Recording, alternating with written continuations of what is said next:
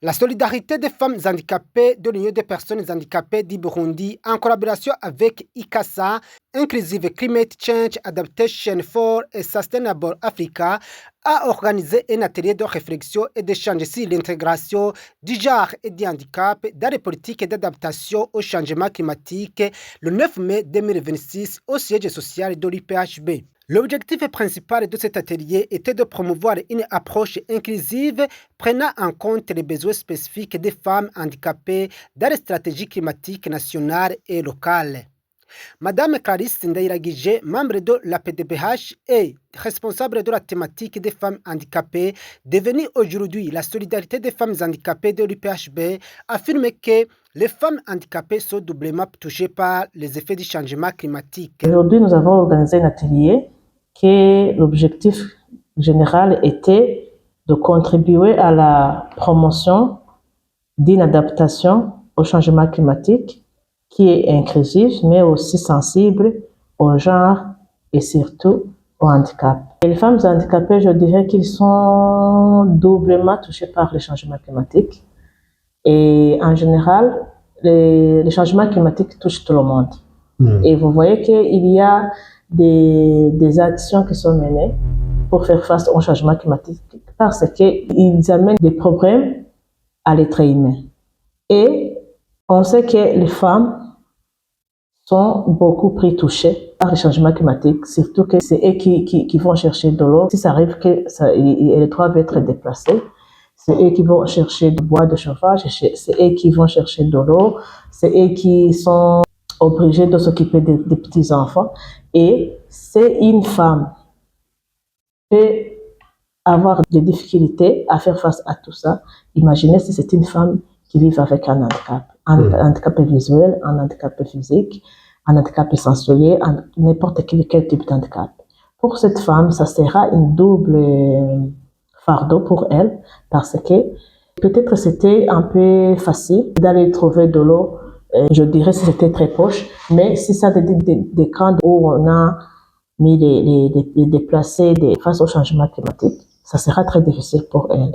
Aussi, il y a des violences qu'elles subissent là-bas, mais aussi c'est très difficile pour elles parce que même les moyens ne les permettent pas de s'en sortir, de chercher quelqu'un qui va l'aider à poser de l'eau, à chercher du bois de chauffage ou bien autre chose. Donc c'est très compliqué pour les femmes, surtout des femmes handicapées. Même si les femmes vivant avec un handicap figurent parmi les plus touchées par les effets du changement climatique, elles ne croisent pas les bras.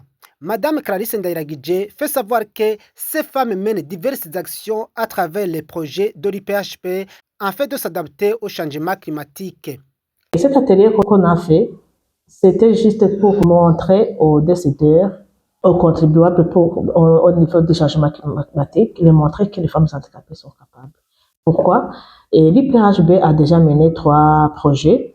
Il y avait des projets qui ont montré que les femmes handicapées sont capables. Il y a même des actions qui sont toujours visibles à Kirundo. On a fait un projet qui pour les communes qui sont frontalières des lacs, ici à Mutimbuzi. On remarque que les femmes handicapées, ils ont étudié, on a leur fait un renforcement de capacité, ils peuvent contribuer pour la plantation des pins, pour faire les courbes des nouvelles, donc pour n'importe quelle action qui fait face au changement climatique. Et on a vu que même les personnes, même les femmes, bien même les personnes qui ne sont pas handicapées, viennent voir ce que les femmes handicapées ont en train de faire. Aussi, il y a des enseignements, des transformations qu'ils font. Ils prennent des pratiques partout, ils peuvent transformer ça. Donc, ce sont des femmes qui font beaucoup de choses. Et c'était ça, aujourd'hui, pour les montrer. Même s'ils font des programmes, des politiques, ils oublient les femmes handicapées, alors que les femmes handicapées sont capables. La consultante majeure de police d'Afrose Nyokindi demande que les femmes handicapées participent au processus de prise de décision concernant le changement climatique afin qu'elles puissent faire entendre les préoccupations et soulever les problèmes particuliers auxquels elles sont confrontées. Les effets du changement climatique sont une réalité au Burundi. Le pays a initié beaucoup d'efforts pour faire face à ces effets, comme le plan national d'adaptation au changement climatique, la Convention déterminée nationale et d'autres stratégies et plans. L'inclusion des femmes handicapées est beaucoup plus importante dans la résilience aux effets du changement climatique car elles jouent un rôle déterminant dans le développement. De faire participer dans la prise de décision, dans l'élaboration des plans d'évacuation, des plans de contingence et aussi d'autres plans relatifs à la résilience aux effets du changement climatique, leur permettra de soulever les problèmes particuliers rencontrés dans les situations de changement climatique afin d'en tenir compte. Les femmes vivant avec handicap sont capables de s'adapter aux effets du changement climatique en faisant des activités génératrices de revenus et beaucoup d'autres. Donc, personne ne peut être laissé de côté car le changement climatique nous affecte tous. Il faut donc soutenir les personnes vivant avec handicap car elles sont beaucoup plus victimes par rapport aux autres en situation d'urgence du fait des barrières physiques, de dépendance aux autres et bien d'autres. Aujourd'hui, cet atelier permettra aux participants de porter loin la voix pour que les personnes handicapées, spécialement les femmes, doivent être prises en considération dans tous les processus de résilience aux effets du changement climatique. Le président et représentant légal de l'IPHP a rappelé l'importance de promouvoir une adaptation climatique inclusive tenant compte des besoins des personnes handicapées, particulièrement les femmes. Madame Clarisse Ndayiragije affirme que dans le cadre de leur projet, elle compte aller plus loin en renforçant les capacités de toutes les femmes et pas seulement celles vivant avec un handicap afin qu'elles puissent savoir comment s'adapter aux effets du changement climatique. Les femmes handicapées sont capables, donc il faut les intégrer. Pour qu'elles aussi apprennent peut-être ou bien aussi donnent des contributions pour faire face au changement climatique. Dans les projets d'avenir, d'abord, on veut être inclus dans toutes les actions que notre pays met en action. On veut être impliqué. Si c'est un renforcement de capacité qu'ils vont faire aux gens, il faut impliquer les personnes handicapées, il faut impliquer les femmes handicapées. Et aussi, avec ceux qui nous aident, surtout l'ICASA, à travers son projet.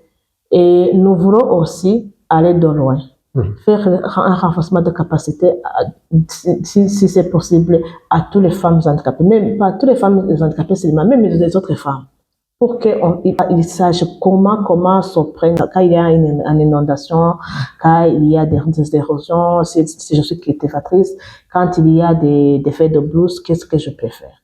Qu'est-ce que je peux faire pour sauver mes enfants, pour sauver mes plantations?